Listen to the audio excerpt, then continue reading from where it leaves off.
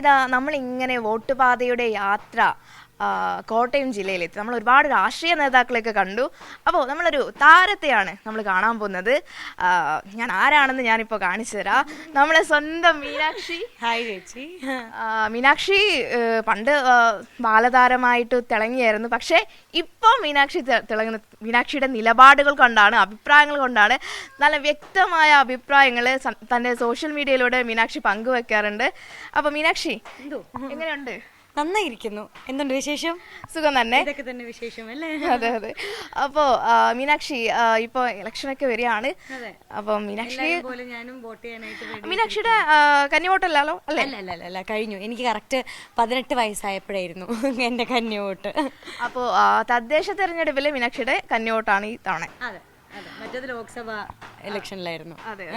അപ്പോൾ മീനാക്ഷിയുടെ ഒരു പോസ്റ്റ് ശ്രദ്ധിച്ചു. മീനാക്ഷിയുടെ കമന്റ്സും അതുപോലെ തന്നെ ക്യാപ്ഷനൊക്കെ പലരും മീനാക്ഷി ശ്രദ്ധിക്കാറുണ്ടോ?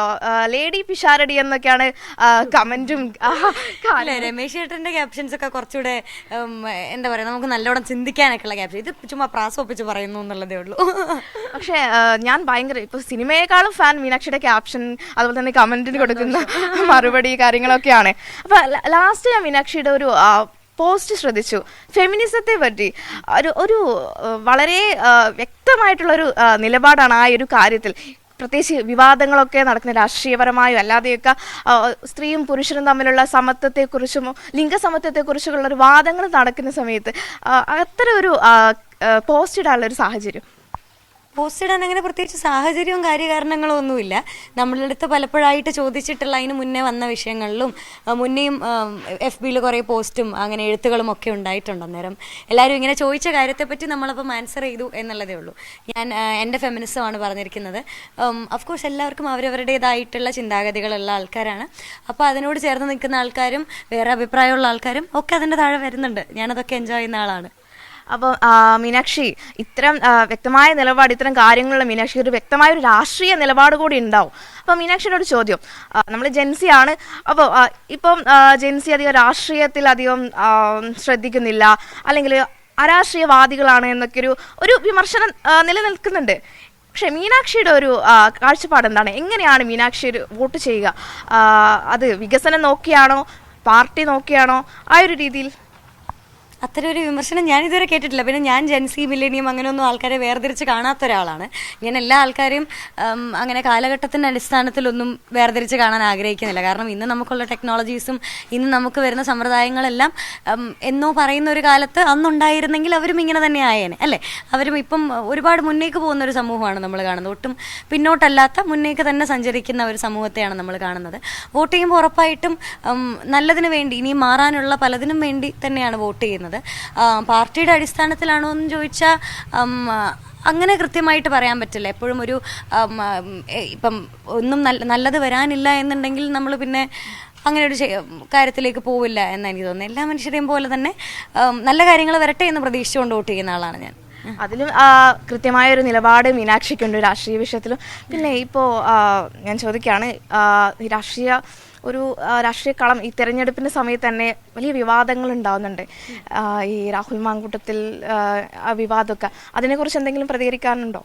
അതിനെക്കുറിച്ച് ഞാൻ പ്രതികരിച്ചിട്ട് പ്രത്യേകിച്ച് കാര്യങ്ങളൊന്നുമില്ല. അപ്പം ഞാൻ സംസാരിച്ചിട്ട് ഒരു കാര്യവും ഇല്ലാത്ത സ്ഥലത്ത് ഞാൻ വെറുതെ സംസാരിക്കാറില്ല.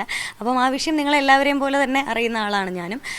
കേൾക്കുന്നുണ്ട്, ന്യൂസൊക്കെ കേൾക്കുന്നുണ്ട്. അല്ലാതെ ഞാൻ പ്രത്യേകിച്ച് അഭിപ്രായം പറഞ്ഞതുകൊണ്ട് ഒന്നും സംഭവിക്കാനോ സംഭവിക്കാതിരിക്കാനോ പോകുന്നില്ല. അതുകൊണ്ട് എനിക്കതിൽ പ്രത്യേകിച്ച് അഭിപ്രായങ്ങളൊന്നുമില്ല.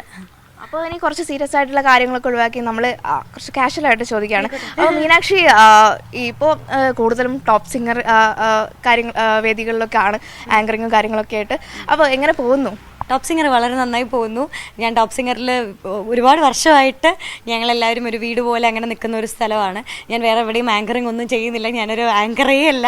ഞാൻ അവിടെ മാത്രം, ഞാൻ എപ്പോഴും പറയുന്നത് പോലെ തന്നെ ഇത്രയും വർഷമായിട്ടുള്ള ഒരു അടുപ്പവും സ്നേഹവും ഒക്കെ കൊണ്ട് ഞാൻ ഒരുപാട് ഇഷ്ടപ്പെടുന്ന ഒരു സ്ഥലമാണ്. അപ്പോൾ അവിടെ ഇങ്ങനെ ഒത്തിരി വർത്തമാനം പറയാൻ ഇഷ്ടപ്പെടുന്ന ആളാണ് ഇതുപോലെ തന്നെ. അപ്പോൾ അങ്ങനെ ഒത്തിരി മിണ്ടും എന്നുള്ളതേ ഉള്ളൂ, അല്ലാതെ ഒരു പ്രൊഫഷണൽ ആങ്കറിങ് ഒന്നും അറിയില്ല. പക്ഷേ മീനാക്ഷിയെ എല്ലാവർക്കും, മീനൂട്ടി നമ്മളെ അമ്മമാരായിക്കോട്ടെ ചേച്ചിമാരായിക്കോട്ടെ എല്ലാവർക്കും പ്രിയങ്കരിയാണ്. ആ ഒരു ടോപ്പ് സിംഗറുള്ള ഒരു മീനാക്ഷിയല്ല നമ്മളിവിടെ സോഷ്യൽ മീഡിയയിലേക്ക് വന്ന് നോക്കുമ്പോൾ ആ ഒരു സംസാര രീതിയും ഞാനങ്ങനെ എന്നെയും ഒത്തിരി സീരിയസ് ആയിട്ട് കാണുന്ന എൻ്റെ ഇൻ്റർവ്യൂസിൽ മാത്രമാണ്. അല്ലാത്ത പക്ഷം ഞാൻ ഇങ്ങനെ സംസാരിക്കുന്ന ആളെ അല്ല. ഇങ്ങനത്തെ ചോദ്യങ്ങൾ വരുമ്പം നല്ല നല്ല ചോദ്യങ്ങളെ അങ്ങനെ തമാശയ്ക്ക് തള്ളിക്കളയാൻ ഞാൻ ആഗ്രഹിക്കാത്ത ആളാണ്. പിന്നെ ടോപ്പ് സിംഗറിൽ ഇത്തരം സംവാദങ്ങളോ സംഭാഷണങ്ങളോ ഒന്നും അല്ലല്ലോ. അവിടെ നമ്മൾ ഉറപ്പായിട്ടും എൻജോയ് ചെയ്ത് എൻ്റെ വീട്ടിലിരിക്കുന്നത് പോലെ തന്നെ അത്രയും സന്തോഷിച്ച് നല്ല നല്ല പാട്ടുകളൊക്കെ കേട്ട് പോകേണ്ട ഒരു സമയമാണ്. അവിടെ ഞാൻ എൻ്റെ ചിന്തകളൊന്നും പറയേണ്ട ആവശ്യമേ വരുന്നില്ല. അപ്പോൾ ഞാനതെൻ്റെ വീട് പോലെ കാണുന്ന ഒരു സ്ഥലമാണ്. എൻ്റെ വീട്ടിൽ ഞാൻ ഇങ്ങനെ വളരെ സീരിയസ് ആയിട്ടുള്ള സംഭാഷണങ്ങളോ സംസാരങ്ങളോ ഒന്നും എപ്പോഴും ഉണ്ടാവാറില്ല. പക്ഷെ ഉണ്ടാവുന്ന സമയങ്ങളുണ്ട്.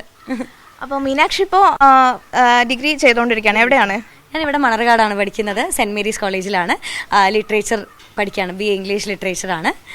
നന്നായി പോകുന്നു. സെക്കൻഡ് ഇയർ പഠിക്കുന്നു. അപ്പം ടോപ്പ് സിംഗറിന്റെ ഷൂട്ട് കാര്യങ്ങളൊന്നുമില്ലേ? ഉണ്ട്, അത് വളരെ നന്നായി പോകുന്നു. അത് എല്ലാ ദിവസവും ഇല്ല.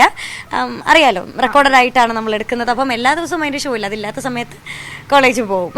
അപ്പോൾ ജീവിതമൊക്കെ ഹാപ്പി ആയിട്ട് പോകുന്നു. വളരെ ഹാപ്പി ആയിട്ട് പോകുന്നു. Okay, thank you so much.